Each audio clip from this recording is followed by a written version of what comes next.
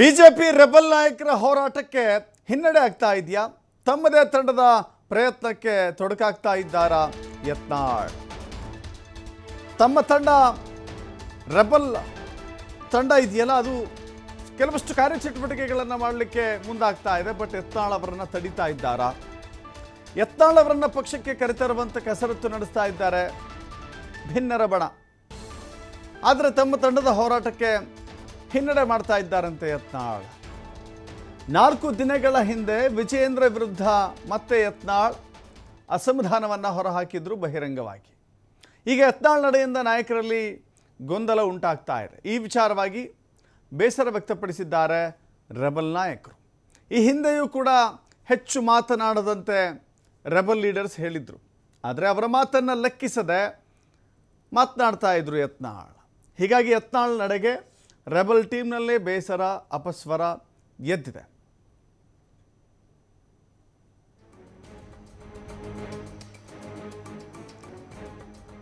ಯತ್ನಾಳ್ ಮಾತನಾಡಿ ಹಾಳು ಮಾಡಿಕೊಂಡಿರುವಂಥ ವ್ಯಕ್ತಿ.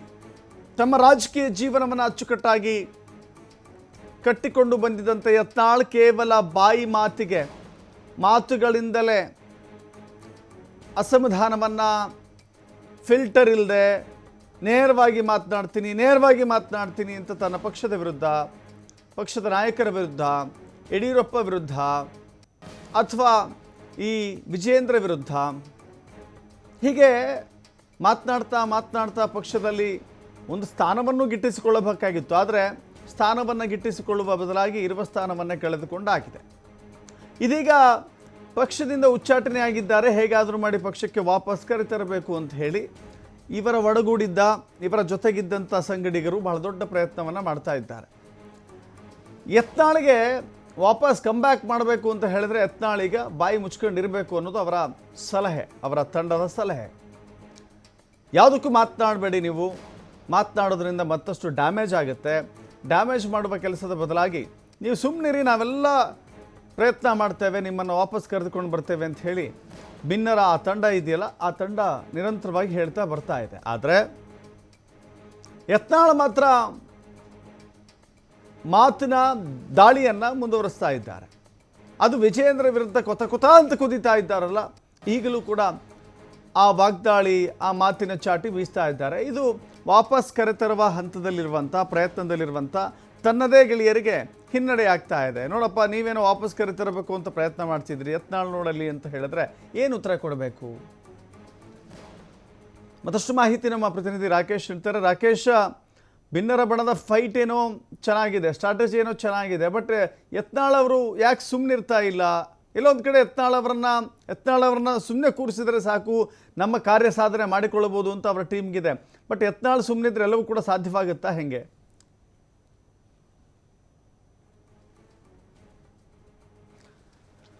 ಮತ್ತೆ ಸಂಪರ್ಕ ಮಾಡೋಣ. ಇದು ಯತ್ನಾಳ್ ಅಂಡ್ ಟೀಮ್ನ ಕಥೆ. ಇದು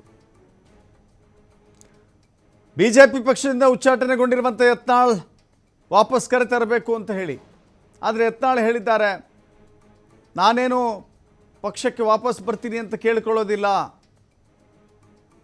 ಯಾರು ಪಕ್ಷದಲ್ಲಿ ಶಾಶ್ವತ ಅಲ್ಲ, ಹಿಂದೆಯೂ ಕೂಡ ಯಡಿಯೂರಪ್ಪ ಪಕ್ಷ ಬಿಟ್ಟು ಹೋಗಿರಲಿಲ್ವಾ, ಹಾಗೆ ನಾನು ಮತ್ತೆ ವಾಪಸ್ ಬರ್ತೀನಿ, ಹಾಗಂತ ಬೇಡ್ಕೊಳ್ಳೋದಿಲ್ಲ ಅಂತ. ಇದರ ಮಧ್ಯೆ ಕೇಂದ್ರ ಶಿಸ್ತು ಸಮಿತಿಗೂ ಕೂಡ ಅವರು ಪತ್ರ ಬರೆದಿದ್ರು. ಕೆಲವಷ್ಟು ವಿಚಾರಗಳನ್ನು ಕೇಂದ್ರದ ಶಿಸ್ತು ಸಮಿತಿಯ ಮುಂದೆ ಹಂಚಿಕೊಂಡಿದ್ದರು. ಯತ್ನಾಳ್ಗಿರೋದು ವೈಯಕ್ತಿಕ ಪ್ರತಿಷ್ಠೆ ವಿಜಯೇಂದ್ರ ಮತ್ತು ಯಡಿಯೂರಪ್ಪ ವಿರುದ್ಧ. ಹೀಗಾಗಿ ವಿಜಯೇಂದ್ರ ಮತ್ತು ಯಡಿಯೂರಪ್ಪ ವಿರುದ್ಧಲೇ ಮಾತನಾಡ್ತಾ ಪಕ್ಷದಿಂದ ಉಚ್ಚಾಟನೆಗೊಂಡಿದ್ದಾರೆ.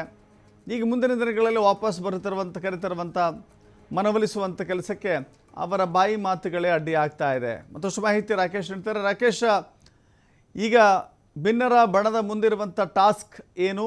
ಜೊತೆಗೆ ಇದು ರಾಜ್ಯ ಮಟ್ಟದಲ್ಲಿ ಹೇಗಾದರೂ ಒತ್ತಡ ಹಾಕಬೇಕು ಅಂತನಾ ಅಥವಾ ಕೇಂದ್ರ ಮಟ್ಟದಲ್ಲಿ ಒತ್ತಡ ಹಾಕಬೇಕು ಅಂತನಾ? ಏನಿದೆ ಅವರ ಮುಂದಿನ ಅಜೆಂಡಾ?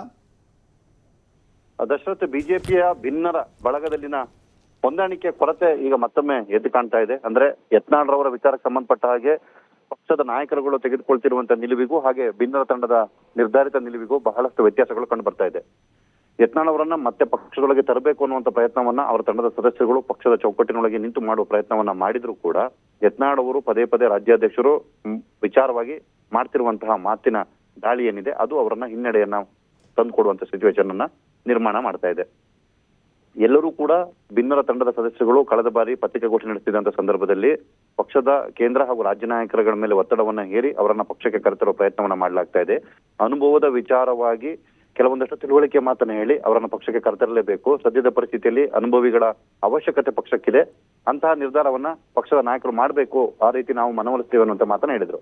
ಆದ್ರೆ ಯತ್ನಾಳ್ ಅವರು ಇತ್ತೀಚೆಗೆ ಅಂದ್ರೆ ಶಿಸ್ತು ಕ್ರಮದ ಬಳಿಕ ತಮ್ಮ ನಡೆಯನ್ನ ಬದಲಾಯಿಸಿಕೊಳ್ತಾರೆ ಅನ್ನುವಂತ ನಿರೀಕ್ಷೆಯನ್ನ ಮಾಡಲಾಗಿತ್ತು. ಆದ್ರೂ ಕೂಡ ಕಳೆದ 4 ದಿನಗಳ ಹಿಂದೆ ಮತ್ತೆ ರಾಜ್ಯಾಧ್ಯಕ್ಷರ ವಿರುದ್ಧ ವಾಗ್ದಾಳಿ ನಡೆಸುವ ಮುಖಾಂತರ ತಾವು ಹಿಂದಿನಂತೆಯೇ ಇದ್ದಾರೆ ಅನ್ನೋದನ್ನ ತೋರಿಸ್ಕೊಂಡಿದ್ದಾರೆ. ಆ ಬೆಳವಣಿಗೆ ಪಕ್ಷದ ಈ ರೆಬೆಲ್ ನಾಯಕರ ಹೋರಾಟಕ್ಕೆ ಕೊಂಚ ಹಿನ್ನಡೆಯನ್ನ ಮಾಡುವಂತ ಸಾಧ್ಯತೆ ಕಾಣಿಸ್ತಾ ಇದೆ. ಸೊ ವಿಚಾರವಾಗಿ ಒಂದಿಬ್ಬರು ನಾಯಕರು ಬೇಸರವನ್ನ ಕೂಡ ವ್ಯಕ್ತಪಡಿಸಿದ್ದಾರೆ. ಅವರ ಪರವಾಗಿ ಅಥವಾ ನಮ್ಮ ತಂಡ ಬಲಗೊಳ್ಳಬೇಕು, ನಿಷ್ಠಾವಂತ ಕಾರ್ಯಕರ್ತರ ಪಕ್ಷದೊಂದಿಗೆ ಉಳಿಬೇಕು ಅನ್ನುವಂತ ನಿಟ್ಟಿನಲ್ಲಿ ಪ್ರಯತ್ನ ಮಾಡುವ ಸಂದರ್ಭದಲ್ಲಿ ಅವರು ಈ ರೀತಿ ಮಾಡ್ತಿರೋದು ಸರಿಯಲ್ಲ. ಹಿಂದೆಯೂ ಕೂಡ ಇಂಥ ಎಚ್ಚರಿಕೆಯನ್ನು ಅವರಿಗೆ ಕೊಟ್ಟಿದ್ವಿ, ತಮ್ಮ ಹರಿತವಾದ ಮಾತನ್ನ ನಿಲ್ಲಿಸಿ ಅನ್ನುವಂಥದ್ದನ್ನ ಆ ಕ್ಷಣಕ್ಕೆ ಒಪ್ಕೊಂಡಿದ್ದವರು ಮತ್ತೆ ಅದೇ ಮಾತನ್ನ ಮಾಡಿ ಉಚ್ಚಾಟನೆ ಶಿಕ್ಷೆಗೆ ಒಳಗಾಗಿದ್ದಾರೆ. ಈಗಲೂ ಕೂಡ ಮತ್ತೆ ಕರೆತರುವಂತ ಸಂದರ್ಭದಲ್ಲೂ ಇಂಥದ್ದೇ ಸಂದಿಗ್ಧ ವಾತಾವರಣ ನಿರ್ಮಾಣ ಮಾಡ್ತಿದ್ದಾರೆ. ಇದು ಸರಿ ಆಗ್ತಾ ಇಲ್ಲ. ಇದೇ ರೀತಿ ಮುಂದುವರೆದು ಹೋದ್ರೆ ನಮ್ಮ ಈ ತಂಡದ ವಿರುದ್ಧವೂ ಕೂಡ ಪಕ್ಷದ ನಾಯಕರ ಕೆಂಗಣ್ಣು ಬೀರಬಹುದು. ಅಂತಹ ಸನ್ನಿವೇಶ ನಿರ್ಮಾಣವಾದಾಗ ನಾವೇನು ಮಾಡಬೇಕು ಅನ್ನುವಂತ ಯೋಚನೆಯನ್ನು ಅವರು ಮಾಡ್ತಿದ್ದಾರೆ. ಪರಸ್ಪರ ಈ ಅಸಮಾಧಾನದ ವಿಚಾರವನ್ನು ಹಂಚಿಕೊಂಡಿದ್ದಾರೆ. ಆ ಸದ್ಯದ ಪರಿಸ್ಥಿತಿಯಲ್ಲಿ ಈ ಅಸಮಾಧಾನವನ್ನ ಬದಿಗೊಟ್ಟಿ ಮುಂದಕ್ಕೆ ಹೋಗ್ಬೇಕು ಅನ್ನುವಂತಹ ಯೋಚನೆಯನ್ನು ಅವರು ಮಾಡ್ಕೊಂಡಿದ್ದಾರೆ. ಆದ್ರೆ ಮುಂದೆ ಏನ್ ಮಾಡ್ಬೇಕು ಅನ್ನೋದ್ರ ಬಗ್ಗೆ ಅವರಲ್ಲೂ ಕೂಡ ಸ್ಪಷ್ಟತೆ ಇಲ್ಲ. ಬದಲಾದ ಕಾಲಮಾನದಲ್ಲಿ ಸನ್ನಿವೇಶದಲ್ಲಿ ಮುಂದಿನ ಕಾರ್ಯತಂತ್ರ ಏನು ಮಾಡ್ಬೇಕು ಅನ್ನೋದ್ರ ಬಗ್ಗೆ ಮತ್ತೊಮ್ಮೆ